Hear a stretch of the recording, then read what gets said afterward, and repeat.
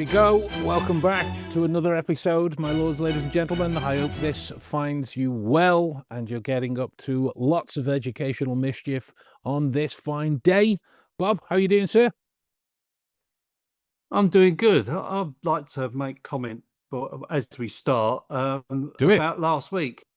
Yeah. Um, Zach Elwood is great, but it hasn't been all plain sailing. I've received a few negative comments about it from people who follow certain people that were mentioned during it.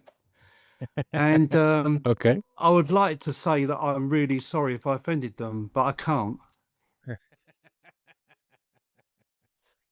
Oh dear, we're going to be doing this more and more. I mean, that's the nature of it. Offense is there to be taken, and I'm sure if people want to, they'll find it. They'll Hmm. they'll they'll they'll find it from somewhere. It's not exactly scarce, is it? You No, see what I did there? You see what I did? I But I mean, did. suffice it to say, we would also hope that Mr. Elwood himself won't be scarce in his appearances on the podcast moving forwards. For every difficult remark that we did here, I can only speak from personal experience. I'm sure you can vouch for your own that there were many more complimentary Yeah, regarding the specifics that we were talking about as well, you yeah, know? yeah. So that's the Context. yeah, it's the full nature of it, and we do our best to give it each and every time that we wind up speaking. So today, with that in mind, we continue down the influential rabbit hole, as it were, as there are many ways and means with understanding the information that human beings communicate through all of their behavioral means. Scarcity and urgency are among the oldest persuasion levers in existence. They work because the brain treats limited as a threat signal rather than a marketing tag. And so what we're going to try and get into is the mechanics of manufactured scarcity from, there's only three left, or the offer ends tonight, and how that maps across to certain political messaging or high pressure negotiations, high pressure interviews, personal interactions, sales responses, and the like. So this is the kind of method that investigators, corporate professionals, marketers, sales, humans in general will be able to get more than enough reads from in how they use it. Bob, what say you? What's your opinion on scarcity? Well, I think a good starting point for me is that looking at humans and the way we are and our evolution, that we weren't prepared for not for modern life. Mm. And the ancient scarcities were fear of lack of food, lack of shelter, etc. But they've just evolved into modern scarcity, which will be something like if you're a social media proponent, then it's lack of likes or Mm. lack of followers, Mm. basically lack of status. And when I was thinking about this, I remembered something which I've been told about in the past about the billionaire experience when you have everything, but you fear losing status. So I don't think because of the way that humans are designed, that even if choice becomes unlimited, um, what do you call that? Abundancy, Yeah, that creates its own scarcity. absolutely. That's just a way I was thinking. No, I completely agree. Just the implication from scarcity is that there has to be less of. But just because you've got more means in one particular area doesn't mean that the opportunities for others might not be there. I mean, if you look at what money does to the nature of relationships, You see it quite often in terms of the lottery win. As soon as I got the lottery win, I didn't know who my real friends were. So does that side of things make the nature of sincerity within relationships the scarcity program that exists underneath? As we said, it's a threat, or rather processed as a threat before it's processed as information. There's the amygdala responding to perceived loss. Um, the action and activity in there before the prefrontal cortex has even had any chance to evaluate whether the underlying claim is true or not. So by the time a conscious ability to reason with whatever it is that's on the table has arrived, a decision as to how you as the individual is going to act has already been kind of nudged Yeah. on Yeah. onto the table. This might be from. Oh, go on. No, I was just going to say, if you think about it, scarcity is an emotional reaction. Yeah. It's something which, if you give yourself the time to think about it, um, that feeling of not having will probably dissipate a bit, because it Uh, narrows your attention. It sort of puts a spotlight in a uh, direction, and it makes you become more reactive than proactive. uh, Um, and I think that is why it's loved so much by people like us, using it, yeah. maybe hopefully for positive, but also Mm, by marketers. And no more than if you go online and you click on any shopping site and you see the pop-ups come up, five mm. people looking at this at the moment, only three left, and all this type of thing. It is, like you say, one of the oldest forms Yeah. of influence, and it's very powerful because it's contagious. Mm, yeah. Well, the the the notion of scarcity, isn't it, that makes it contagious, or rather influences it to be contagious, is the fact that scarcity is loss framing, as opposed to gain framing. Act before you lose out. Act before you gain doesn't really have the same felt response to it in that particular area. Losses are felt roughly twice as intensely as equivalent gains, right? So scarcity messaging, it works by reframing what is structurally a purchase decision into what feels like a loss prevention decision, which changes the emotional weighting of the choice entirely. You can look Mm. at it in terms of well, I shan't pick on any particular politician, though I'd like to, because it's quite an easy thing to do. But look at the way that immigration is framed within the national statistics. It's loss of this, loss of identity, loss of sovereignty. It's all loss framing, loss framing. This notion that whatever cultural ideology we possess is scarce, therefore the reactive threat responses around that are curried up. This isn't only seen on the latest email that you've just been sent that you're slowly considering clicking unsubscribe to. This is seen all over the place, depending upon how it's positioned to try and create that kind of response from the individual. What we encourage, regardless of whether that's should you buy course X, should you listen to podcast Y? Yeah, obviously not if you're a fan of that other guy. You probably won't be listening. But you reframe the decision deliberately before acting, right? So what you can do through habitual processing is really ask what is gained by acting rather than what is lost by waiting. Yeah, You that's know? that's a great point, because we all think we're all under the notion that our choices are made freely, but they're not. We're influenced in so many ways all the time, and we're also influenced in that way that freedom equates to having more. Mm. Um, but shouldn't we really be looking we shouldn't really be looking at it like that, in my No. view. It's not about having more, it's about needing less.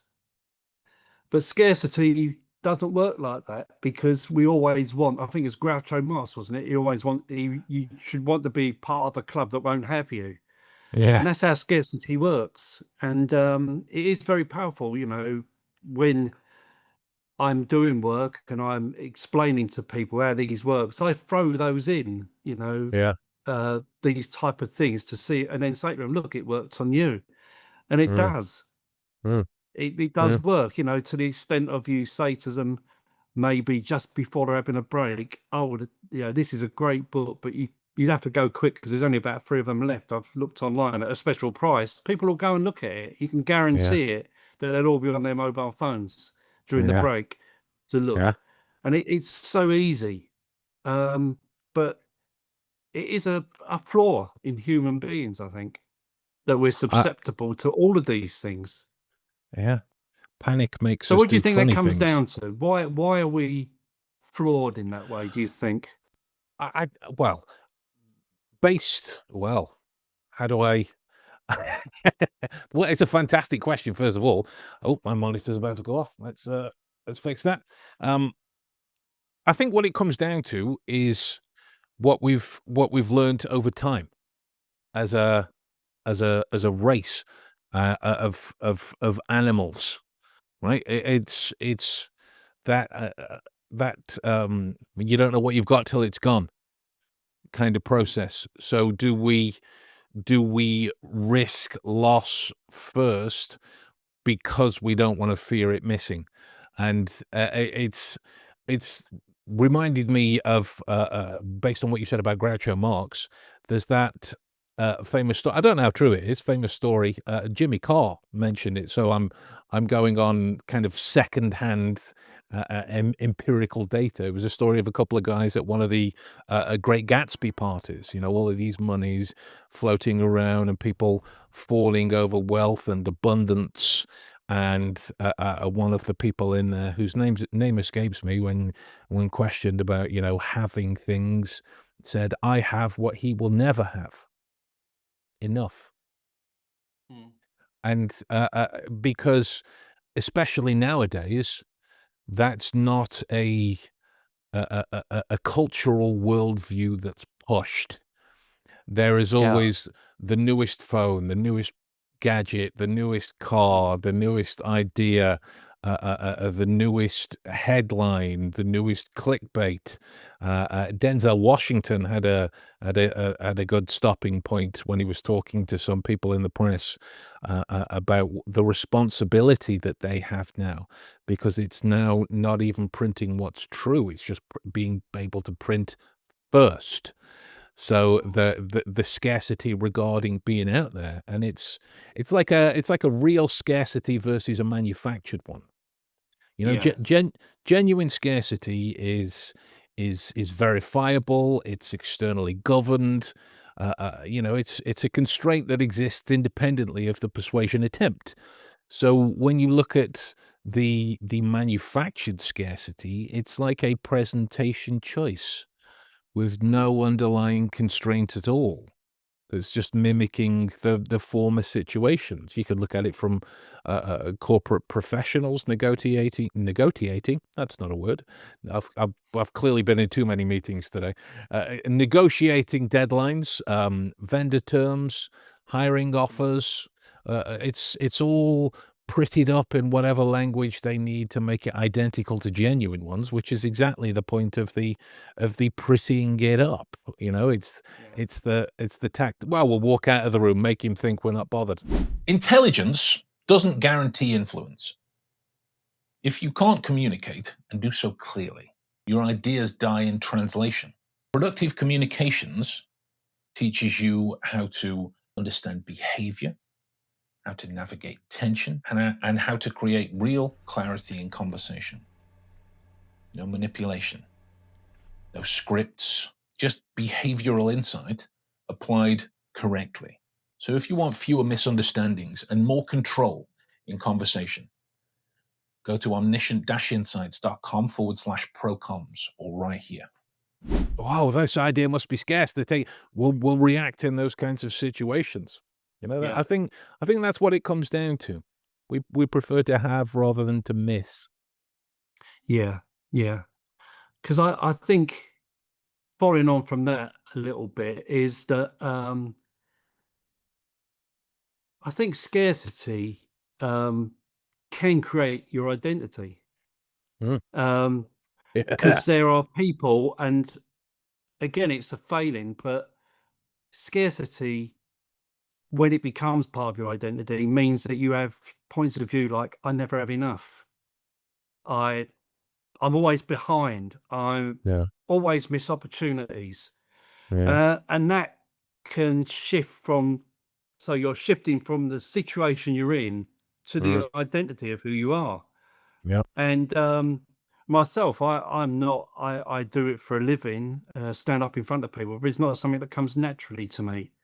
Mhm. And so that is what I always think.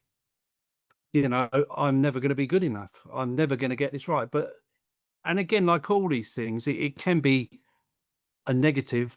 You can get a positive from that, because you could say that keeps me good, because Mm. I'm always worried about not being enough. Mm. So there's always a positive and a negative to all of these things.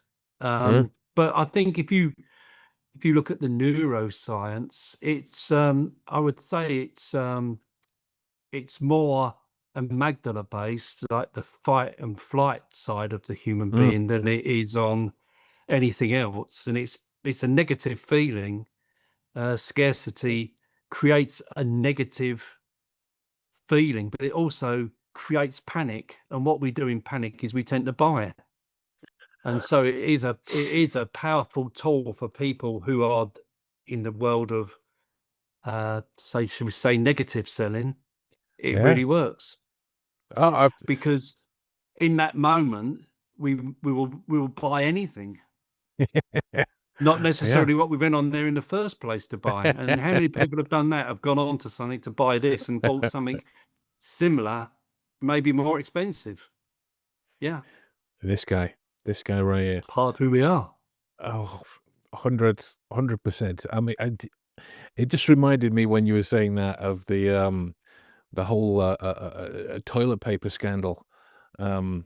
during lockdown, and then there was Yes. when the whole Strait of Hormuz thing happened, panic buying of fuel. Mm. It was it was insane to watch that people will jump immediately to closing down the breadth of their thinking into as narrow a field of view as they possibly can. When if you put it in whatever situation is more particular to you, granted, toilet paper and petrol or gas, if you're listening from the States, is a very specific situation. So if you put that scarcity notion within whatever connects to you the most, if you were to just ask one question, as in, what happens specifically if I wait? If the answer's vague, deflected, unverifiable, this scarcity is a presentation rather than an absolute fact, and Mm. the deadline of which can usually be tested without real cost.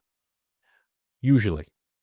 Right? That's not a paint it red, right the way over, and it will work in every situation. If you're dealing with um, certain more life and death matters, that's an entirely different frame of scarcity. But for Yeah. the everyday situations, just stopping to answer that question, and you'll be by default taking a beat to allow clarity to have at the very Yeah. least an opportunity to step Yeah. back in and understand what it is. Mm. Nathan is joined in from Instagram. He's my tattooist. Wonderful, incredible. Nathan Lee Art. Nathan Lee Art. So if anyone hasn't checked him out, they really should. He says, amazing that the COVID situation induced a situation where people forgot they could wash their bum with water, which is valid, right? Valid. We've not had Yeah. TP most of our lives. Yeah. Yeah. It's not binary either, is it? Scarcity isn't binary. It's on a continuum. So, I mean, if we use the word, because I've just used it earlier, abundance, you can have Mm. financial abundance, but emotional scarcity. Just because you've got Yes. one thing, it doesn't mean you've got the other. And I think it Yes. plays into that thing is that we want more, but we could actually do with less. Uh, And and I think if you're talking about the limited offers, the countdown timers, the FOMO, fear of missing out, if we can get rid of those, then you wouldn't sell so much, but people wouldn't buy so much that they don't really need, and we could do absolutely. away with the middle aisle of Lidl. Yeah, the special buys. Yeah, I mean, look at it as well. For speaking of the binary purview, words to the effect of, "This is your only chance to get ahead of this." You know, it's used to compress someone's decision window and then try and push them to some kind of statement before they've really reasoned it through. You know, a compressed decision window, not just in an interview or an interrogation room, but wherever that compressed decision angle starts. You know, the sale won't last forever kind of process, unless you're DFS, of course. But if you're involved in a compressed decision window, it's by default got to compress your ability to reason with it. yeah, So your statements that are taken under some kind of manufactured urgency, they carry a different standard of evidentiary weight than statements that are given without it, and that distinction's important. You know, if you've got the freedom to come to these kind of options by yourself, then you've considered all things. If you're in a compressed decision window, by default, there are things that you have yet to consider. mm, That yeah, scarcity is taken down by Uh, maybe at the very least taking a deep breath before yeah, deciding if there's the option to. yeah, yeah. You know? And it's like you say, when we look at if we call it the black hat type of behavior that people do, and that's why these little mini ones that we do, the half an hour, are really good, because they people see the sort of, and I wouldn't say that the people who are defrauding people are actually sitting there in conversations like we're having, quoting where this stuff comes from. They just know it, that it works. Um, because there's lots of anomalies, aren't they? We all strive to have the scarce thing that we have as human beings when we're working is free time. So why do we Yeah. get anxious when we feel we got too much of it? Oh. Honestly, that baffles me. There's never enough time in the day. Yes, there is. Yeah. Yes, there is. You've either got too many And things to do or you're not thinking about it properly. it comes God, down to sorry. that thing of the pressure we put on ourselves, and the fear. I would say if there is the emotion that's, if you had to put an emotion on scarcity, it's fear, isn't it? Absolutely. It's fear, and it's fear of what's unknown, because we do fear the Mm. unknown. Mm. And being told that this thing that you've made that conscious decision, because let's not beat about it, most people that go in to buy, especially something quite expensive, have probably Mm. made their mind up Oh, that yeah. they're at least going to consider buying it. So if you go in with that frame, so you've narrowed your spotlight down to, Mm. I'm considering buying this, and then the person tells you, oh well, we've only got 3 of them left, Mm. that is going to influence you, 100%. 100%. because it's a fear of missing out, isn't it? Yeah. Yeah. And the location plays a part within that. Like, It's just reminded me with Nathan jumping in, the decision to get a tattoo, regardless of what anyone's feelings about tattoos are, but the decision to get one is not something that you come to lightly. You know, there's a lot of time and a lot of money for some people. I'm, putting the pain angle aside, and a lot of discussions about what it's going to be and why it's going to be that way, where it's going to be, why it's going to be there, all that good stuff. So, can you imagine if the tattoo artist, upon the first discussion of booking an appointment, was like, "Oh, you better get in here quick because I'm going to get booked up quickly." Oh no! It's entirely the wrong house for that kind of decision-making process, Yeah. and you're more likely to incur somebody walking away to go and get a tattoo somewhere else than you are getting them to commit, because it's the wrong environment for that kind Yeah. of false scarcity manipulation, Yeah. you know?